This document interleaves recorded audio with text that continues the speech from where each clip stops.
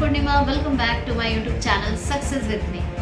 मेरे हाथ में बुक है सोचिए और अमीर बनिए, think and grow rich, Napoleon Hill की।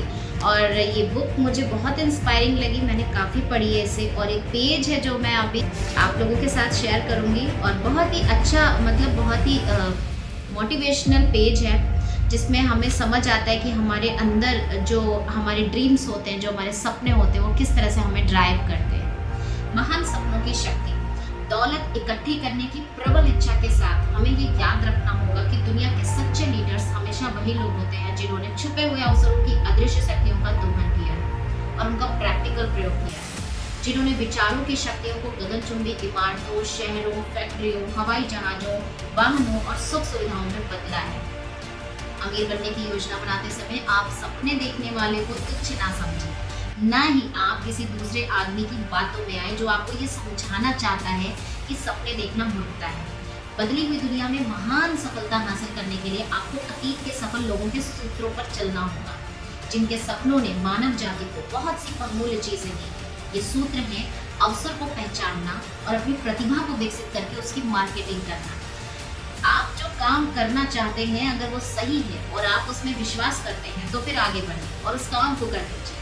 अपने सपने को सामने रखें और इस बात की परवाह मत कीजिए कि आपकी अस्थायी सफलता पर लोग क्या कहें। लोग शायद ये नहीं जानते कि हर असफलता के भीतर उतनी ही बड़ी सफलता का बीज छुपा होता है। थॉमस एडिसन ने एक ऐसे बल्ब का सपना देखा जो बिजली से चले, और उन्होंने अपने सपने को भौतिक रूप देने का काम शुरू कर दिया। वे 10,000 बार असफल हुए, लेकिन वे अपने सपने को साकार करने में जुटे रहे जब तक कि वह सपना सच नहीं हो गया।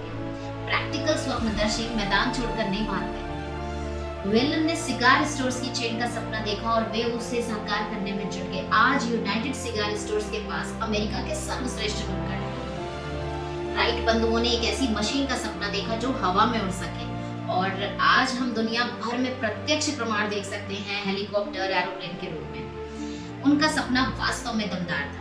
मार्कोनी ने एक ऐसे सिस्टम का सपना देखा जो वायु की अनजानी शक्तियों का दोहन कर सके। दुनिया के हर रेडियो और टेलीविजन सेट में हमें इस बात के प्रमाण दिखाई देते हैं, और उनका सपना व्यर्थ नहीं था। आपको ये जानकर रोचक लगेगा कि जब मार्कोनी ने लोगों को बताया कि उन्होंने एक ऐसा सिद्धांत खोजा है जिसके द्वारा वे बिना किसी तार की मदद के हवा में संदेश भेज सकते हैं, तो मार्कोनी के दोस्तों ने उन्हें हिरासत में लेकर मनोवैज्ञानिक अस्पताल में उनका चेकअप करवाया था। आज के स्वप्नदर्शी तो आई थिंक बेहतर स्थिति में है। दुनिया में आज ऐसे प्रचुर अवसर भरे पड़े हैं जो अतीत के स्वप्नदर्शी को नसीब नहीं हुए। बनने और करने की प्रबल इच्छा वो शुरुआती बिंदु है जहाँ से स्वप्नदर्शी को अपने ऊपर की यात्रा शुरू करनी होती है। महत्वाकांक्षा का अभाव, उदासीनता या आलस से सपने पैदा नहीं होते। याद रखें, जो लोग जीवन में सफल हुए हैं उन्हें बुरी शुरुआत का अनुभव हुआ है, और सफलता की मंजिल पर पहुंचने से पहले उनकी राह में बहुत सी बाधाएं आई हैं। सफल लोगों की जिंदगी का टर्निंग पॉइंट आमतौर पर किसी संकट के समय आता है, जिस समय उन्हें अपने दूसरे व्यक्तित्व का पता चलता है। जॉन बनियन ने अंग्रेजी साहित्य की अमर पुस्तक द पिलग्रिम्स प्रोग्रेस तब लिखी जब वे अपने धार्मिक विचारों की वजह से जेल में थे। ओ हेनरी ने अपने मस्तिष्क में सोई हुई अपनी प्रतिभा को तब जाना जब उन पर दुर्भाग्य का पहाड़ टूटा और उन्हें ओहियो में कैद खाने में डाला गया। दुर्भाग्य कारण ही उन्हें अपने दूसरे व्यक्तित्व से परिचित होने का मौका मिला, और अपनी कल्पनाशीलता के प्रयोग द्वारा उन्होंने पाया कि वे दुखी, अपराधी और असम्मानित व्यक्ति नहीं, बल्कि एक महान लेखक बन सकते हैं।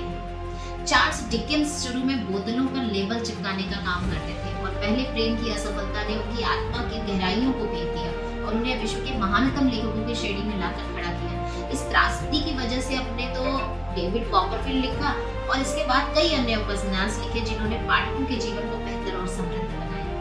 हेलन केलर जन्म के कुछ समय बाद ही बहरी, गूंगी और अंधी हो गई। अपने महानतम दुर्भाग्य के बावजूद उन्होंने इतिहास के महानतम लोगों में अपना नाम दर्ज करवाया। उनका पूरा जीवन इस बात का गवाह है कि कोई भी व्यक्ति तब तक नहीं हारता जब तक कि वो अपनी हार को सच के रूप में स्वीकार न कर ले। रॉबर्ट बर्न्स एक अशिक्षित देहाती युवक थे। वे गरीबी का जीवन जीने के लिए अभिशप्त थे, इसी कारण वे शराबी बने, परंतु उनके कारण आज दुनिया पहले से बेहतर है, क्योंकि उन्होंने अपने विचारों को कविता में बदल दिया और कांटे उखाड़कर उनकी जगह गुलाब रख दिया। बिथोवन बहरे थे, मिल्टन अंधे थे, परंतु उनके नाम आज अमर हैं, क्योंकि उन्होंने सपने देखे और उन सपनों को क्रमबद्ध विचारों में बदला। किसी भी चीज की चाह रखने और उसके लिए तैयार रहने में फर्क होता है। कोई भी व्यक्ति किसी चीज़ को प्राप्त करने के लिए तब तक तैयार नहीं होता जब तक कि वो उसे हासिल करने का विश्वास नेपोलियन हिल कहते हैं कि दौलत सिर्फ उन्हीं को मिलती है जो कड़ी मेहनत करते हैं और लंबे समय तक करते रहते हैं। So thank you and wish you wealth.